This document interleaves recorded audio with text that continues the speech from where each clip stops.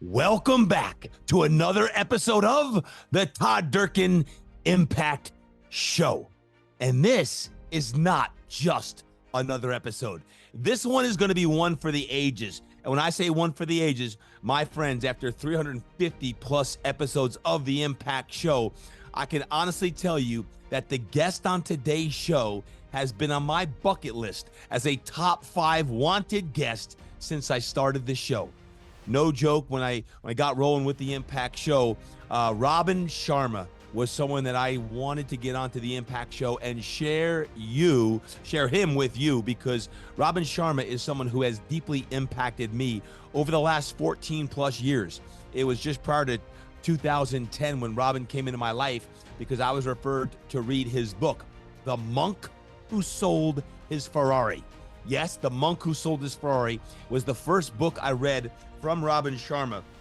And man, oh man, did I fall in love with that book. I said, who is this Robin Sharma? And since that time, I have read every single one of his books. Every time one of his books comes out, I read it as soon as it comes out. I've been part of his coaching programs in the past. I've been to his live events. He is someone who has deeply impacted me, and in many ways has become a friend, a colleague, a cohort, and he inspires me as an author and a speaker, someone who has impacted tens of millions of people. Robin Sharma truly is a guru. Even though he'll say he's not your guru, he is a guru. Who is Robin Sharma? Well, Robin Sharma is a globally respected humanitarian who for over a quarter of a century has been devoted to helping human beings realize their native gifts. Widely considered one of the top leadership and personal mastery experts and speakers in the world, his clients include NASA, Microsoft, GE, FedEx, HP, Starbucks, Nike, Oracle, Yale University, IBM, and the Young Presidents Organization. As a presenter, Robin Sharma possesses the rare ability to electrify an audience while delivering uncommonly original and tactical insights that leads to individuals doing their best work, teams providing superb results, and organizations becoming unstoppable and unbeatable. His #1 international bestsellers, such as The Everyday Hero Manifesto, The 5 a.m. Club, and The Monk Who Sold His Ferrari, have sold millions of copies in 92 languages and dialects. 92, my friends, make him one of the most widely read authors in the world. And for over 26 years, many of the most well-known organizations have counted on Robin. His #1 international bestseller, such as The Everyday Hero, got to read that, trust me, has been in the hands of countless people. Sharma has been ranked one of the top 5 leadership gurus in the world in an independent survey of over 22,000 business people, and appears on platforms with other luminaries such as Sir Richard Branson, Bill Clinton, Jack Welch, and Shaquille O'Neal. Deeply passionate about helping children in need live happier, healthier lives, Robin founded the Robin Sharma Foundation for Children as a registered charitable foundation. With every copy of the Everyday Hero Manifesto and the 5 a.m. Club sold, a portion of royalties go to help children with leprosy. So when you win, they win. My friends, without further ado, it really is now time to go to the one and the only Robin Sharma. Welcome back to the show. What a pleasure to see you, Todd. Thank you. It's great to see you. Man, it's been a long time since I've seen you live. First time on the show, but I actually went to Robin's live event. Man, Robin, I was trying to do the math. It was probably 2010 or so. It was too long ago. And ever since I read that Monk Who Sold His Ferrari book, I've been an avid fan and follower and supporter. And I know I've told a lot of people about you. So to the whole podcast crew, you've heard me mention Robin's name a million times. Well, now we have the source on the show, and I'm really excited. Robin's got a lot going on here, including his new book, which I want to get to in a moment. But I got some rapid fire questions, Robin. Are you ready? Sure. First off, you're always in a different country. Where are you tuning in from today? Los Angeles. LA. Well, that's a different country. You're out here in California with us. Good. Well, good. You're huge on habits. Huge on habits. What are your top 3 habits? Joining the 5 a.m. Club. MVP. You're an athlete. You're a leader in wellness. MVP, most valuable player. also meditation, visualization, and prayer. Very, Mm. very powerful for me. Yep. Third habit would be what I call the 60-minute student. Do not go to sleep unless you have read for at least 60 minutes every day, because leaders love education, Ooh. and the victims are all about entertainment. So Ooh. nothing wrong with entertainment. You just don't want to let it become your master versus your servant. 60 minutes every day. You do that in the 60 morning or at minutes. night? That's good. I read a little bit in the morning. When I Yep. work out, I almost always listen to an audiobook. And then in the evening, an hour, 45 minutes to an hour of reading something interesting. It's a great way to spend an evening. Yeah. That's the one thing I got way back in the day in your coaching program was how you were meticulous to your habits and the details. And I've always marveled at that as someone who prides himself in discipline. I see that the maniacal discipline that you have, and you're leading from the front, right? You talk about that in Leader Without a Title, but what would you tell your younger self, Robin? A What few would things. Robin Sharma? Yeah. A few things. I would say, first of all, run your own race. Mm. When I was in my, let's say, mid 20s, I'm guessing, one of my mentors, he was a neighbor, and we were having a wonderful walk along the sea. And he said, Robin, run your own race. Mm. And we live in a world where so many of us are comparing ourselves, measuring our success with the success of others, following the herd. And I think it's just very powerful to remember that instinct is so much more powerful than intellect. Mm. Trusting your instinct, running your own race, even if everyone calls you a misfit, an oddball, a kook, trusting your vision. So I'd Mm. say that would be one of the things I would tell my younger self. The second thing I would tell my younger self would be, it's amazing how far you can get when you refuse to surrender. The Japanese say, get knocked down 7 times, get up 8. Mm. And I'm reading, as I mentioned, I'm here in LA, and in my evenings, I'm reading the memoir of Nobu, the great sushi chef.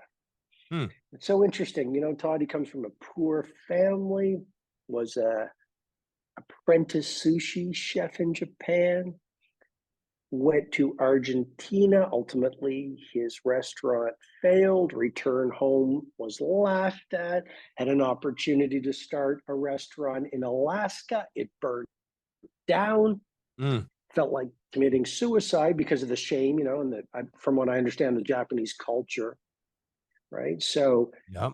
but he continued, started a little shop in a former sushi restaurant in Los Angeles.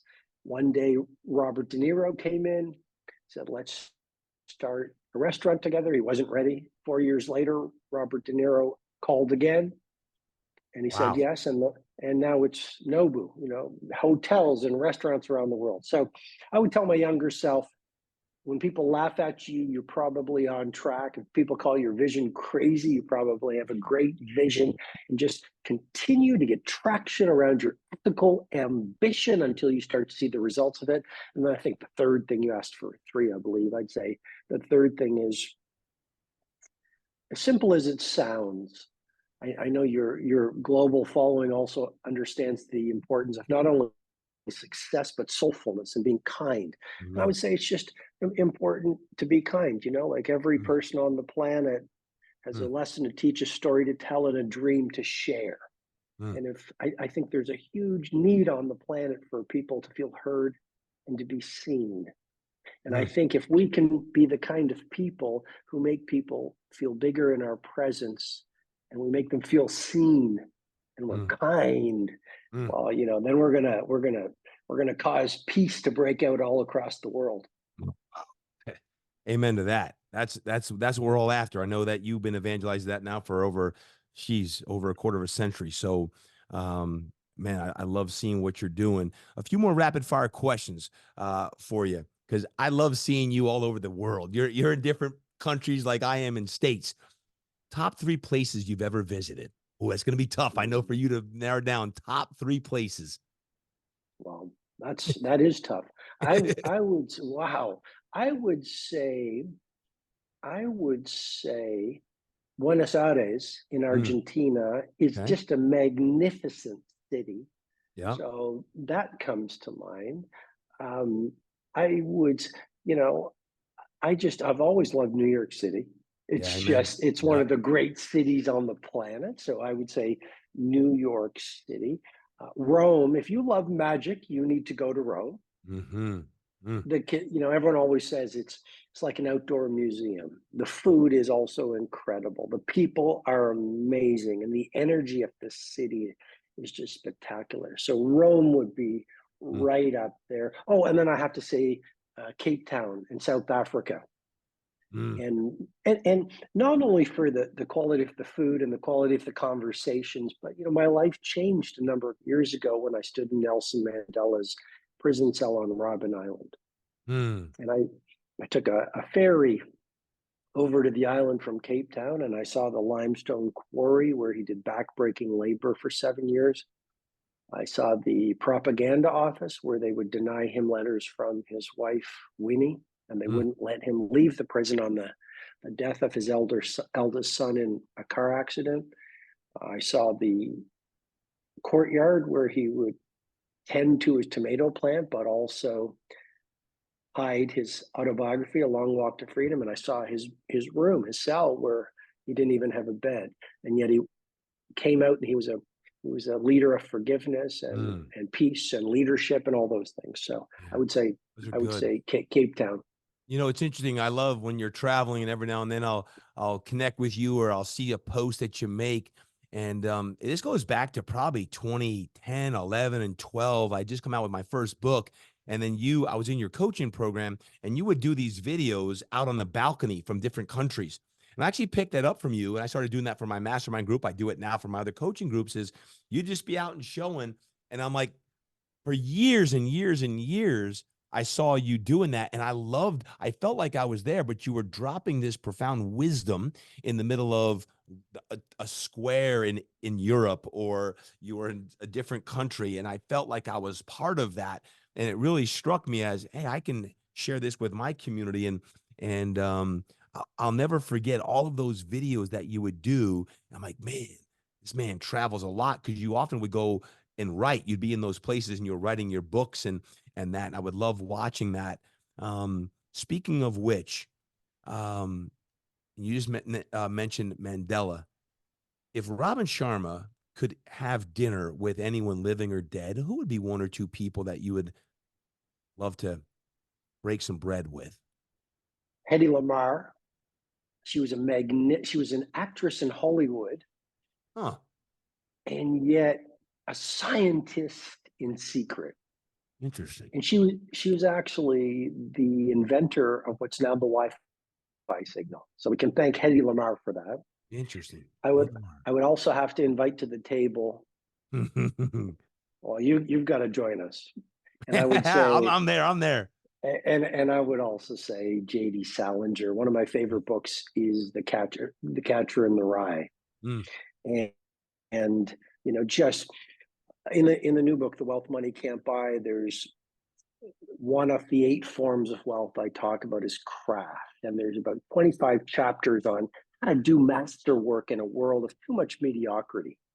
mm, And if you look at J.D. Salinger, I mean, he created a masterwork, and he understood the power of isolating yourself, because genius mm, loves solitude. Genius loves solitude. So I admire J.D. Salinger. He wasn't like pushing tons of content. He did one book. That's it. He published one book. He mm, worked in private and in solitude. He was a mm. master of his craft. He didn't do it for the fame, fortune, and applause. He did it for the pride that a human being feels on doing your best work. So J.D. Salinger would be there. And then if I had to pick one final person, I would say Jean-Michel Basquiat, Hmm. the New York artist who's actually now one of the most famous artists in the world. He passed away, sadly, at 27, like a Wow. lot of the great artists. Wow. And he was a great disruptor. He was just such a huge disruptor. Hmm. His art, people laughed at it until they revered it, which is really what visionaries do. You're just such vintage Robin Sharma there. Like, you don't even know, I don't even know those names. And that's what I love. It's not these famous people, because I know, are reading profusely, and you're just always reading, and you find these people that speak such life into you. Last two questions before I get into your book, because I have so many deep questions I want to ask. But I look at some of the most prolific authors of our time, and I'm fortunate to be surrounded by one here on a regular basis with Pastor David Jeremiah in the Christian world. And Robin, you're another man who has sold 250 million copies of all your books. The one question I have is Robin Sharma, who wrote The Monk Who Sold His Ferrari, the first book I read. What year was that? What year did It that get published? it would have been published in 1998, Wow. and Okay. yeah, in 1998, and yeah, since then I've sold 25 million books. But I mean, It's not bad. I feel like, I feel like I'm just a beginner. I feel like I'm just starting. I feel Mm, like it's very dangerous to be successful because you can run your winning formula. So I'm preach, trying to keep preach, that white belt mentality. preach. I was going to ask the question, how is Robin Sharma different today than he was in 1998? Hopefully, I'm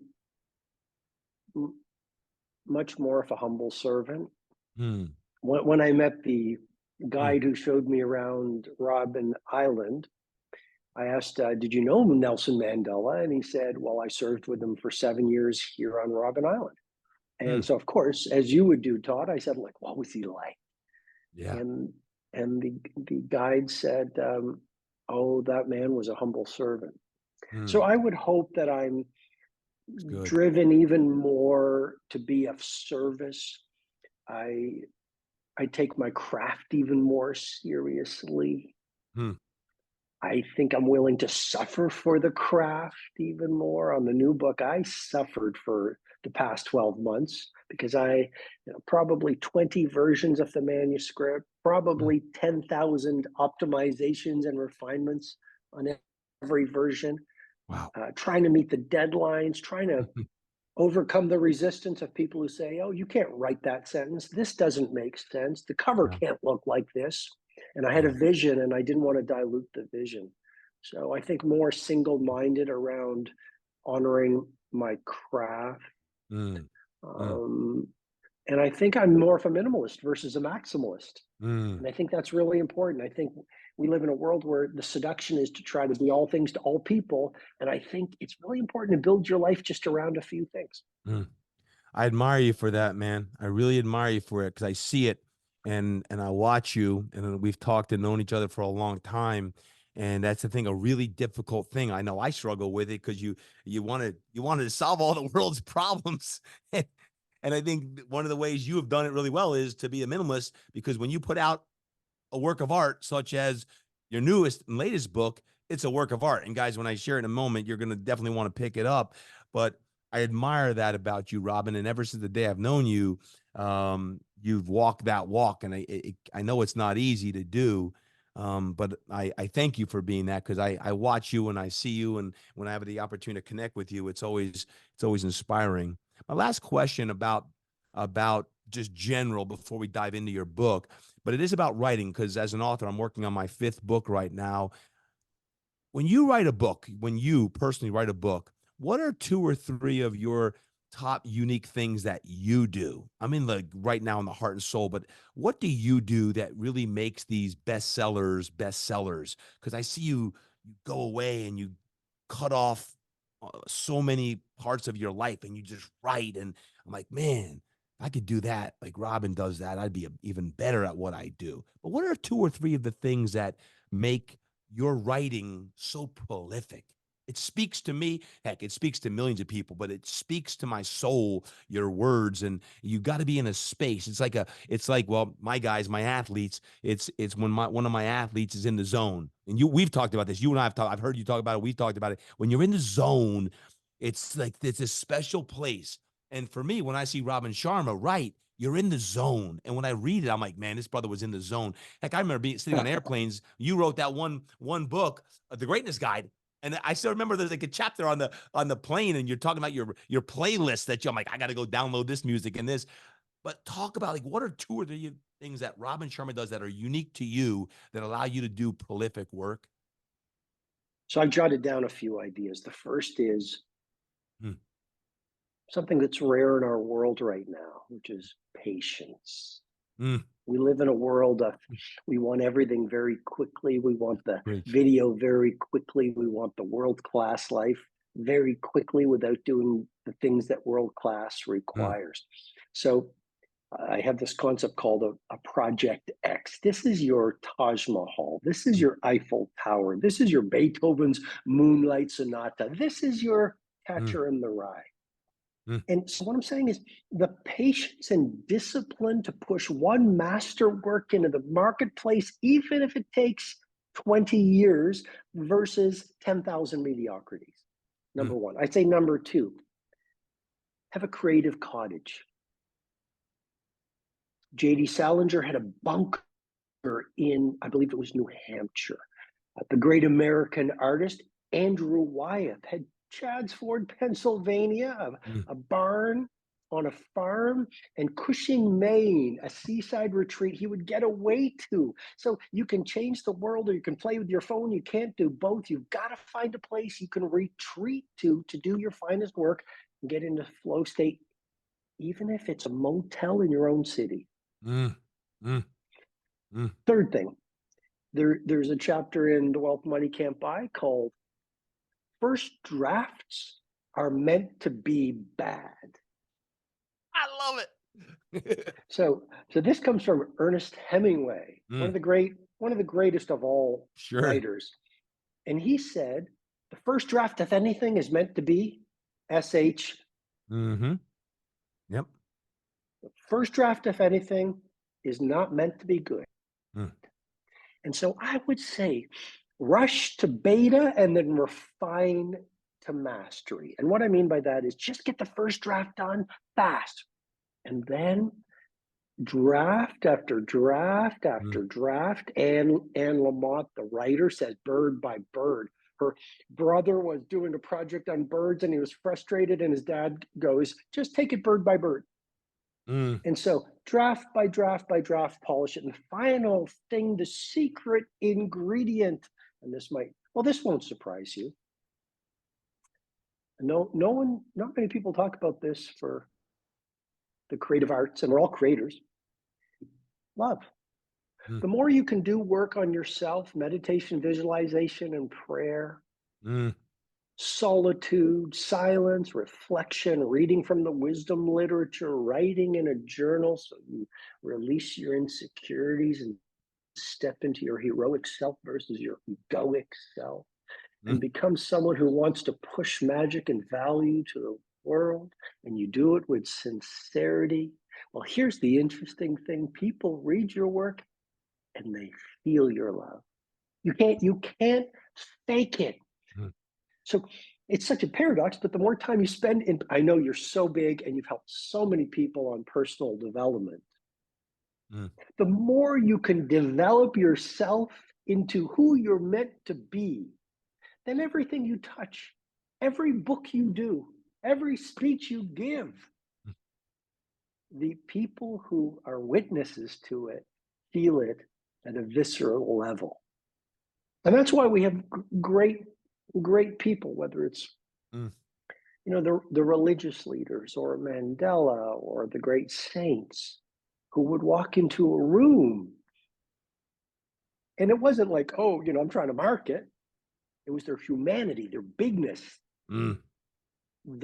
So the more we can develop ourselves, then it's reflected in our craft. Robin, I know everyone right now who's listening in is saying, man, who is this Robin Sharma? If they don't know you now, they're going to know you. And you can see why I love Robin Sharma. And I've been connected with him now for over 14 years. Because as you're speaking, I'm like, that's my guy right there. I can feel your soul speaking. And again, I just want to say thank you for being you and how you show up every day to the world. I know your meticulous habits and your mindset, your heart set, your soul set, all the things you always talk about, right?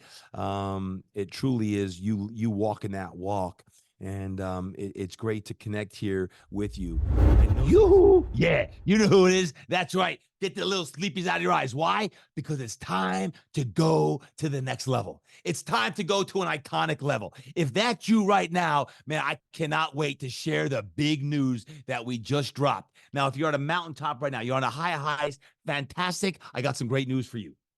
But if you're on a low of lows, you're in a valley right now. Remember the valley. If you're on the depths of despair right now, I got some big news for you. My friends, I just announced what's going to be an epic, an iconic live event for the first time ever called the Todd Durkan Impact Summit. The Todd Durkan Impact Summit. That's right. It's coming up this July, July 11th to the 14th. Los Angeles, California, LA. Yep, downtown LA, July 11th to the 14th. All of the details are at todddurkan.com. todddurkan.com on the Impact Summit. My friends, not only do I have 4 keynotes, count them, 4 keynotes, I've got over 10 world-class presenters that are going to drop so many nuggets, knowledge, and wisdom to you to help you elevate your game to the next level, both personally as well as professionally. When I talk about this is an industry event, it's not just fitness industry, it's not just coaching and trainers, it's for entrepreneurs, it's for attorneys, doctors, moms and dads who are looking to get to the next level, authors, podcasters. I tell you what, just be in the room and I tell you what, the energy, the vibration is going to be off the hook. Over 10 talks, podcast row, networking, parties, workouts, expo, and the community. Did I talk about the community of mind right maniacs who are going to be in Los Angeles, California? Woo-hoo! Let me tell you what, just be in the room. You can trust me now, and I'll guarantee that this will be the best event that you go to, not only in 2024, but it'll be one of your top events that you've ever been to before. Be in the room for the Impact Summit. Take a look over at todddurkan.com. All of the information is there. It's coming up in July. You have early bird pricing until May 15th. Yeah, May 15th. Get it now. Best pricing is available now. You can bring your friends, your family, your kids, your grandmas, your grandpas. Bring them all because Los Angeles, California is going to feel some ripple effects. It's going to feel some impact effects on July 11th to the 14th. Let me tell you what, it is going to be absolutely epic at the Impact Summit. Take a look at all the details. The team and I have been really spending a lot of time on the Impact Summit so that you could have the most amazing experience that you've had in a long, long time. So be there, the Todd Durkan Impact Summit, July 11th to the 14th, 2024. Sign up now. Sign up now. There's some great early bird discounts. You're going to love it. You're going to thank me later. And I can't wait to see you at the Impact Summit coming up in July. Peace. I know you've spent a lot of time on your latest, greatest project, The Wealth Money Can't Buy, the 8 Hidden Habits to Live Your Richest Life. I guess my first question about the book, Robin, is why did you write the book? There's been a cultural hypnosis, Todd, Hmm. that you are wealthy when you have a lot of money. Hmm. For the past 15 plus years, I've mentored many of the celebrity billionaires, sports superstars, entertainment royalty. And I can personally tell you, many of those people are cash rich and life poor. And if I may, I'd like to repeat that again. Please. Many seemingly rich people are cash rich and life poor. So actually, now one of the 8 forms of wealth that the book is based on is money. I'm not going to say money's not important. It puts food on the family table. It allows you to travel. It allows you freedom. It allows you not to get backed into a corner and make decisions you don't want to make. Yep. But money is only one of the 8 forms of wealth. And it's mission, and I think also many people have some of the other forms of wealth, but they don't see them as riches, so they don't celebrate them. So I think we have a culture that says chase the shiny toys, the material objects, the money, the portfolio, the watches, the handbags. And so a lot of people have bought into it and they're not very happy. I'm here in the land of movie stars. It makes me think of Jim Carrey. He said, I wish everyone could be rich and famous to realize it doesn't make a difference. Wow. Wow. Huh. That's interesting. That's really interesting. Wow. Guys, if you just heard that, that was some serious wisdom right there. Robin, I find that recently in the last couple of years, I have more conversations with men and women who are doing very well professionally, but there's this deep inner turmoil almost. They're searching and seeking something deeper. I don't know if it's soul, I don't know if it's spirit. It's but they're I guess in our language it'd be like you're seeking your best self, but you don't know how to get there. I feel like a lot of the conversations I'm having with folks of all different industries and careers, wonderful men and women, is they're seeking something deeper. And some of them are doing extremely well financially, but there's this yearning for something deeper. And I don't know if it's from the post pandemic era or what, but I think you're on this cusp. And even in the book, because I had a chance to take a look at all of it, just getting the copies. But man, I find that this book is going to be speaking to people's souls because of what you talk about on a regular basis. You must be finding the same conversations in your circle as well, correct? Yes, it seems like the wealth money can't buy, and the idea of eight forms of wealth, and money is only one of them. Other forms of wealth include pride of your craft, wellness, a Yeah. rich family life, service, adventure, community, which is really about your social conversations because you fill your life with energy vampires, dream stealers. You're not going to really Yeah. get so far. So I think it's exactly right. I think there's a longing in a lot of people. Mm, And I think a lot of us have bought into this mythology that if we climb the mountaintop of material success, make a lot of money, have a liquidity event in our company, have a lot of social media followers, we will one day wake up and feel happy, peaceful, mm, and grounded. yeah.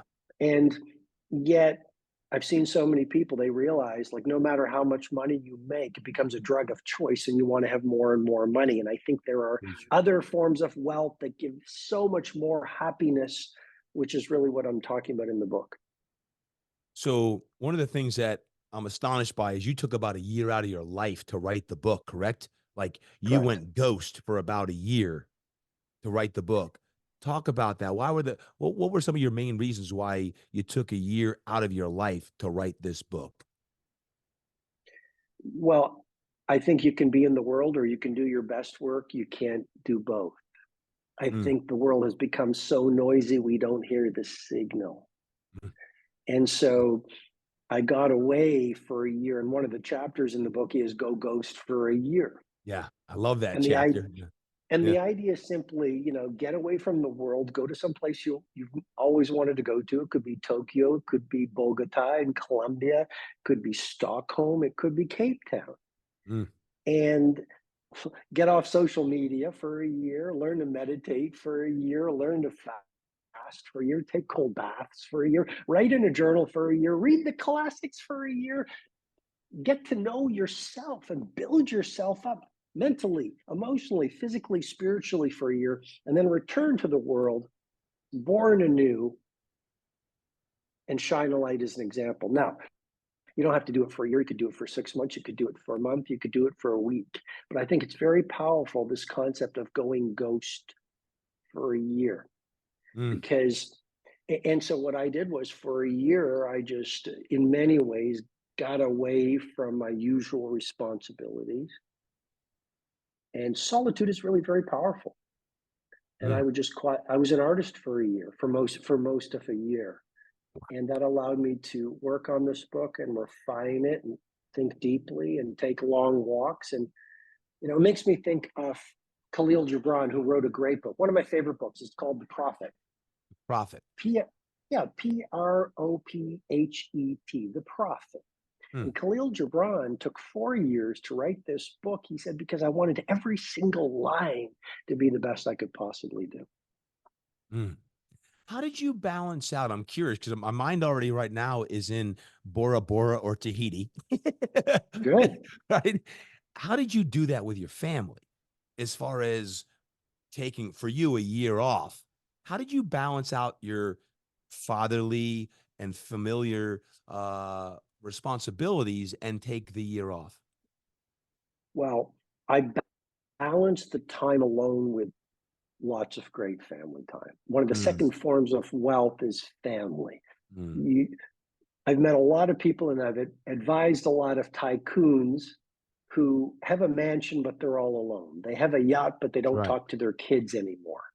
And that is one of the most common traps I've seen in the very rich people. That's right. Now, I know a lot of the people who follow you, you've got people from every walk of life, but I know a lot of entrepreneurs follow you as well. Yep. And so it's very easy to forget the importance of family. But when your family life is empty or there's lots of drama, you're never going to do your best work. You're not really there in your meetings. You don't have energy. You're suffering, right? Yep. Right. So a strong family life is incredibly important. And that's always been very high on my priority list. So I would have a week where I'd be alone. I'd be with my family. I have a very close relationship with my life partner, Elle. So she was with me a lot of the time. And also, Todd, my son Colby, who's an author. He's 30. My daughter is 28. So I remember they were kids last time I had seen you. Oh my gosh. Last time I checked, they were little kids too. And that's another key thing. Wow. Main theme in the book, which is the shortness of life. And as I do these podcasts, a lot of people say, oh, well, I don't want to talk about death because it's dark. I actually think talking about death is light, because connecting to your mortality and the shortness of life and the fact that no matter how long we get to live, we're going to be dust. It allows us to live to the point and not postpone living our dreams, being who we want to be, taking risks and all those good things. That is such a great point. And I remember you had teens when I saw you last live in Toronto, but I think you're right on and spot on. I was talking to another pastor friend of mine recently. He talked about our time on earth is far shorter than the time in eternity, that we have such short lives here. You've often said this, and I part of my coaching I do now, it's almost that reverse engineering of how you reverse engineer your life. And you often talk about we should put our last day first. Put your last day first. Explain that concept, how you say it. Put your last day first so there's 3 chapters at the end of the book that speak to that. Put your last day first. Yep. Have a living funeral, and Alexander the Great's last 3 wishes. Put your last day first is simply consistently holding your mortality at the center of your focus, maybe through journaling in the morning. Right? Writing about it, Todd, writing about it like the world is asleep. You're up at 5 a.m. and you're thinking, what do I want to stand for? What are my top 5 values? What is my mission? What do I need to get done today that will lead me to where I want to be on my last day? The second thing, have a living funeral. Well, that's you invite all your friends, you get all your family there, and you do a funeral. You hear what they say about you, but you also tell them how much you love them. And then Alexander the Great's last 3 wishes, he said to his lieutenants, he said, when I die, my instruction is, I want the best doctors in the world to follow my casket on the funeral procession. I want all my gold and diamonds and jewels to be strewn along the streets to the graveyard. And finally, my instruction is, I want my hands to be shown outside of the coffin so everyone could see it. And one lieutenant spoke up and said, why? And he said, number one, because I want everyone to know, no matter how long you live, even the best doctors can't help you cheat death.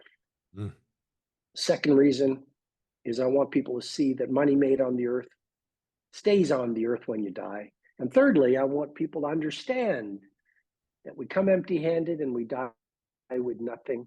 Let's not take material things too seriously. So good. So good. So good. And you say something about we only need 6 feet. We only need 6 feet. Explain that concept deeper. I think it's an awesome concept when you all read the book, The Wealth Money Can't Buy. And Robin goes as deep as he's ever gone deep. And he goes deep in every darn book. And this book is as deep as I've seen. Why do you say we only need 6 feet?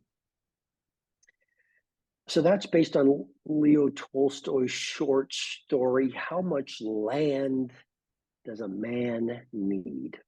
Mm. Long story short, there was this man, he wanted this beautiful land. He'd heard about this oasis.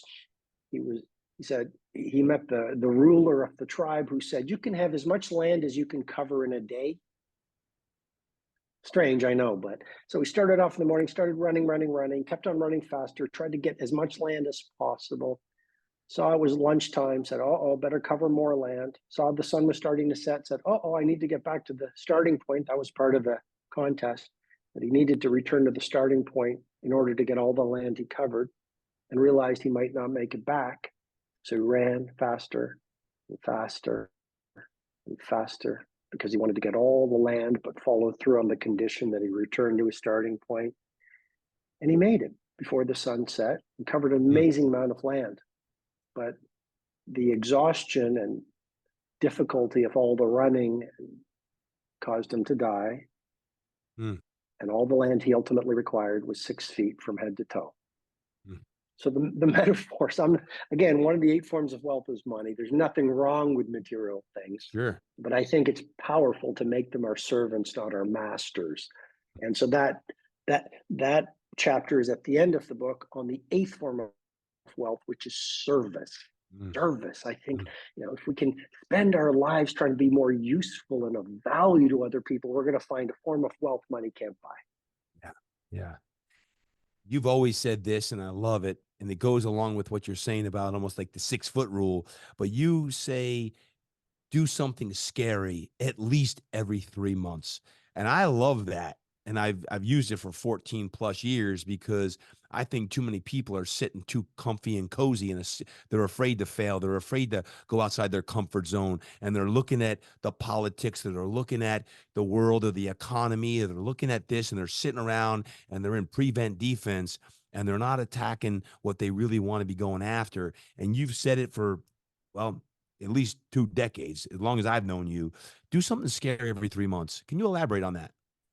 Well, the first thing I would say is the discomfort of growth is always less dangerous than the heartbreak of regret. Ooh. Repeat Sec- that one. Oh my God, that's good. the discomfort of growth is always less than the heartbreak of regret. I Mm. would also suggest that the only failure is the failure to try. Mm. I would also say that at the end of our lives, what fills us with the greatest unhappiness are all the risks we didn't take, the love we didn't give, the music we didn't hear, the risks, the projects we didn't do, the travels we didn't take. Mm. I'd also say, because it's such a key point, we're great postponers as human beings. We put off the project, the love, the marathon, the business venture until some imaginary time in the future when the kids are older and we're happier, have more energy or more money. And yet, I'm just speaking truth here, accident, illness, loss, whatever is a part of life. And we'll never have a better time than today to get the things done.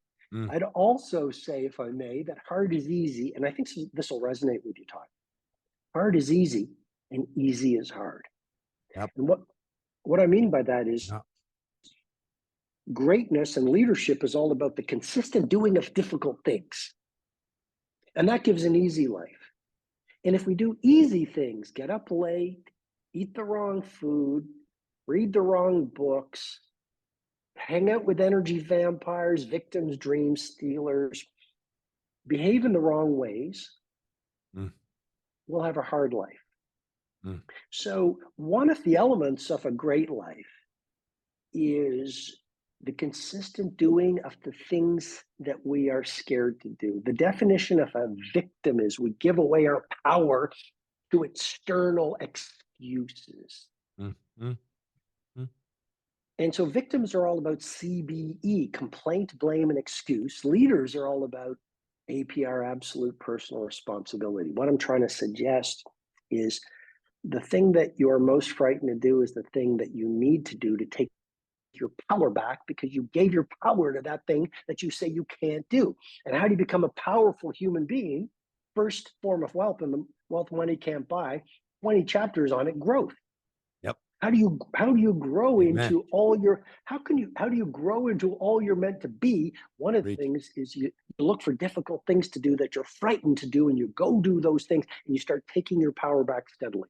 Mm, mm. So good. I'm laughing because I'm thinking about so much of the vernacular that you're using. I use now with all these acronyms. I have all these acronyms, and you said it way back then. Or Todd, are you going to be beat up? BIW? Are you BIW? I'm like, what's BIW, Rob? You're like, best in the world, best in the world. I'm like, yeah, BIW. So those you hear me say BIW all the time. That stems from Robin way back in the day, challenging me to step up and BIW. And what I do is like, hey, you hear me say all the time, BIW, whatever you do, BIW, best in the world. So many acronyms come from you, Robin, that you don't even know about. I'm just putting them out in the world. It's good. Well, I appreciate that, Todd. You're a very generous human being. And I think this idea about CBE, complaint, blame, and excuse Mm, versus APR is it's really important. I think a lot of us we've all been born into genius, and too mm. many of us have been programmed into mediocrity or ordinary. And I think, I mentioned South Africa. Ella and I were in South Africa last July. We had a wonderful sushi lunch and incredible food. So as I was walking out of the restaurant, I saw the chef, and I couldn't help but saying, incredible food. And he said, do you have a second? And I said, yes. He said, do you mind if I tell you my story? I said, please. He said, I used to be a member of an extremely dangerous gang Mm. in one of the townships outside of Cape Town. And he said, I started seeing many of my closest friends being killed. And he said, I realized I didn't want to die and I needed to get out of this gang. And here's the key. He said, but no one would do it for me except for me.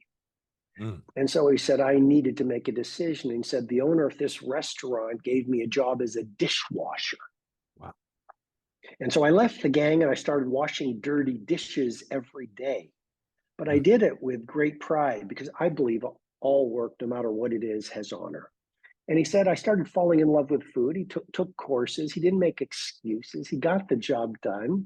And he started moving up the ranks as a junior chef and then a sous chef. And eventually he became one of the major chefs of the restaurant. And just to wrap that story up, that restaurant last year was awarded the number one of the 50 best restaurants in the world and the number one restaurant in Africa. And he's Wow. he's he's the chef there. So he didn't make excuses. He used APR, made his way up, and Wow. changed the way that he lived. Wow. Folks, make sure you pick up Robin's newest book, The Wealth Money Can't Buy, The 8 Hidden Habits to Live Your Richest Life. It is a gem. And all of Robin's books are gems. And you've heard me talk about all of them all the way back to the first one I read, The Monk Who Sold His Ferrari. He took a year off of his life to invest in writing this book for you. You're going to want to pick it up. Robin, where's the best place one could pick this book up? Pretty much anywhere, correct? Pretty much anywhere, all bookstores, Amazon.com, any place where books are to be found, and Yep. Audible, I should say.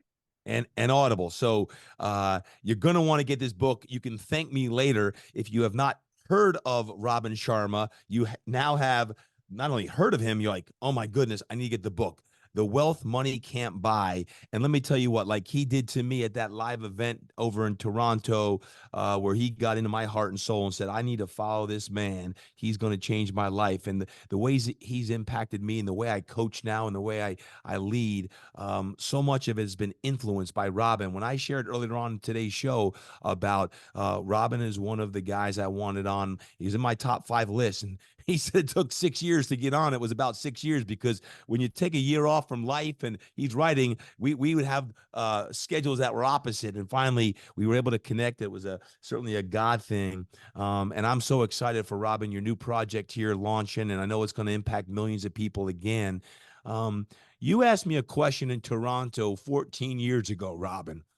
I'm not going to get emotional about it, but you asked about legacy. And you said, TD, what's your legacy going to be all about? Because ultimately it's about your legacy you're going to leave for your kids, your family in this world. And it made me really think as a young man about legacy. And you talked about the first 50 years of your life you seek legitimacy, and then the next 50 years you seek legacy, and it doesn't matter what age you are, you seek legacy now. And man, I hadn't been spoken to like that, and I'm like, man, this is deep. This is deep. And I almost wrote a book in my journal about legacy and some of the things I wanted to create. Now this is 14 years ago, and in my next book, True Strength, that's coming out here in June, I share a lot about that, Robin. And what I'd love to know is, you asked me the question about, hey, Todd, what is your legacy going to be about? What is your life going to be about? And what are you going to put down for your legacy in life? I asked you that same question today, Robin Sharma. What is Robin Sharma's legacy all about? Well,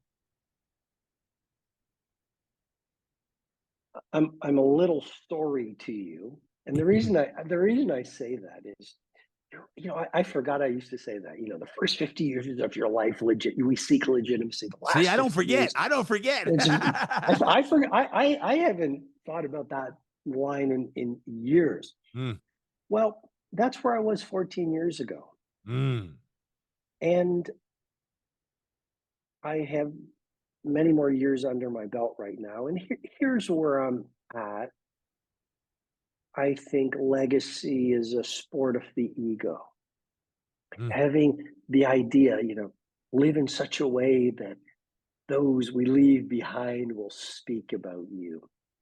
Have your name on a hospital wing or on a trophy. Where I'm at right now is, even the great kings and queens, mostly we don't remember them. When I die, very few people will remember me aside from my family. Mm. And so legacy, I think, is really all about ego. How will we be remembered? I think it doesn't matter. We're all going to end up as dust in Mm. an urn on a mantle above a fireplace next to soccer trophies. So maybe we shouldn't be worried about legacy. I mean, this word has become very popular now. Yep. Maybe we shouldn't Yep. worry about legacy, and maybe we should spend more energy on living today beautifully, Mm. because our days are our life in miniature, Mm. and doing beautiful work, building a great family life, cultivating our gifts and our talents, being great human beings. And ironically, if we live in the moment, live in the day, focus in the present, we're going to create a great legacy. I was going to say that. Isn't that interesting? Isn't that interesting? I was going to say that. That becomes your legacy. Mm. So deep. So deep. Wow. Robin, what question am I not asking you that you wish I was asking you? Because there's something in this book that I know, as I really dissect it, that there's so many special chapters. Is there anything else that you'd like to share with our listeners today as we conclude today's podcast? Sure. So I would say, I'm just looking through the table of contents. The second form of wealth is wellness. And Mm. there's 20 chapters there. Take a bath in the forest is an interesting one. Breathe like a samurai is an interesting one. I think this would be interesting for all your community, which is show up in the gym the way you show up in life. Ooh. Ooh. And let me just, if I may, I'm going to just go to Like that. that 79. Show up in the gym the way you want to show up in life. Mm. Because I think Good. the way you show up in the gym is, Yeah. That's good.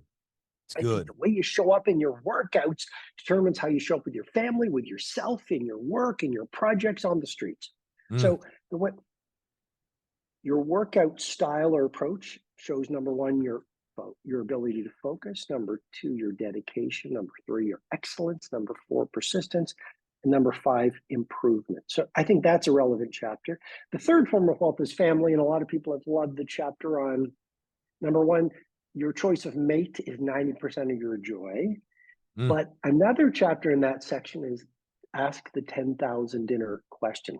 So this comes from Ayesha Verdag, who is one of the UK's top divorce lawyers. Hmm. And she was asked, you've seen so many relationships falling apart.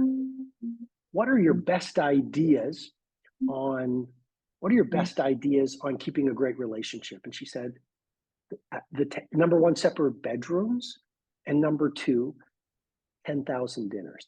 And her point was simply this: looks fade, lust can dissolve, but friendship lasts. And so she said, if you see yourself having 10,000 dinners with this person, then hold on to them closely. They're probably a superb choice of life partner. That's good. That's good. That's real good. Huh? All of that is in his book and then some. There's a lot of content. It's a year's worth of content and then some. It's your life work. And I admire you taking a year out of your life to write yet again what will be another bestseller. And Robin, I guess my question I'd ask for you is, beside this podcast, what can I do to help you with this book? I know you want to get it in the hands of people all over the world. What can I, Todd Durkan, do to help you, Robin, with this book? It's a very generous question. I think a lot of people are suffering from unworthiness. I think a lot of people are climbing the mountain of financial success, only to realize they're climbing the wrong mountain. And I want to be very, very clear, if I may. One of the 8 forms of wealth is money. There's 25 chapters on what I've learned from the billionaires on how to make financial fortunes. So it's in the book, but there are 7 other forms of wealth. And so I think this conversation is helping me get the message out, but I just want people to learn the 8 forms of wealth and see the tools and methodology and philosophy, so they create a really rich life.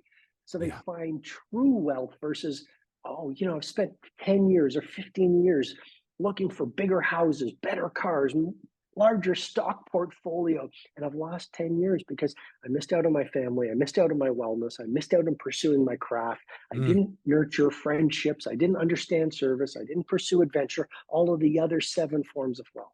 Yeah, so good, so good.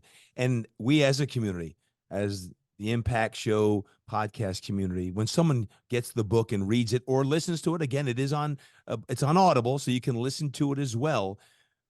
What would be your ask and hope that someone who really is struck by the book, what would you ask of them to take action on for themselves? Well, first thing I would say is I use the words of Robert Louis Stevenson, the Scottish novelist. And he said, measure your success not by the harvest you reap, but by the seeds you plant. So what I would say is, anyone who reads The Wealth Money Can't Buy, don't worry about perfection.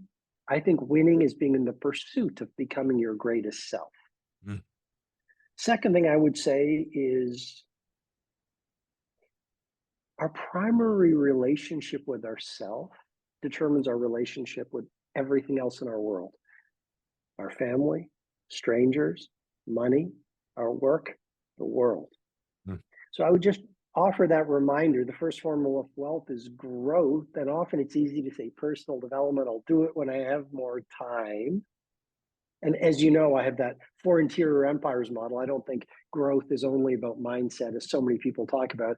I believe in mindset, our psychology, heart set, our emotionality, health set, you're a master of that, physicality, soul set, our spirituality.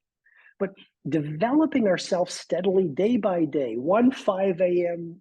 victory hour at a time, it won't change your life in a day, but over time, it's amazing how far you can get.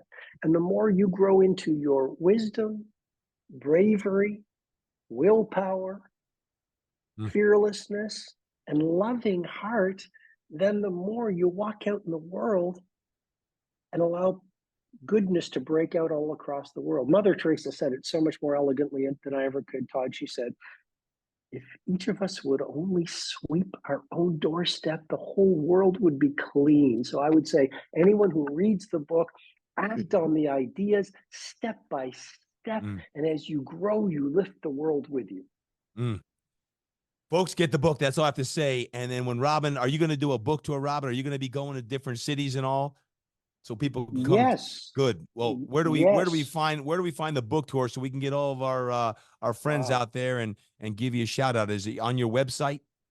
Well, yes, on the wealthmoneycantbuy.com, the wealthmoneycantbuy.com.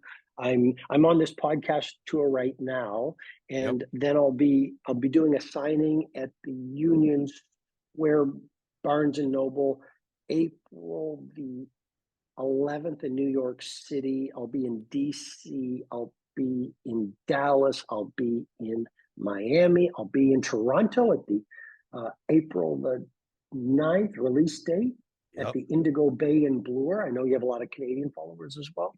So Yeah. it's going to be an intense time. Guys, just make sure you take a look at the show notes. I'll put it all in the show notes, or go to the website that's in the show notes, and his entire tour will be in there. Go see him. Go shake his hands.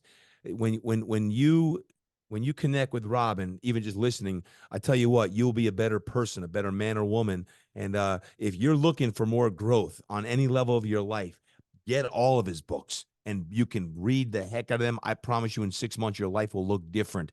I have read all of Robin's books, each and every one of them. And when I say this man right here has impacted me greater than anyone on a personal and professional basis, when I shared that 2010, he changed my life. You hear me all the time. A lot of my idiosyncrasies come from Robin. He is someone who has greatly influenced me, along with many, many other people. But I encourage you to be part of the book tour. Go show up. If you have the opportunity, take time out and shake his hand, get a book, a signed copy. Heck, get 10 and give them out as gifts, because then you're going to help other people with their mindsets and all as well. So, Robin Sharma, thank you, brother. I can't wait to see you in person and give you a big hug and hopefully share a dinner or lunch with you. I so appreciate all that you do and all who you are and how you're impacting this world, man. Thank you. I thank you, Todd. I thank you for all the lives that you touch every day. And I thank you for years of Mhm. sincere encouragement. You Mm. know, it means a lot to me. So I humbly thank you as well.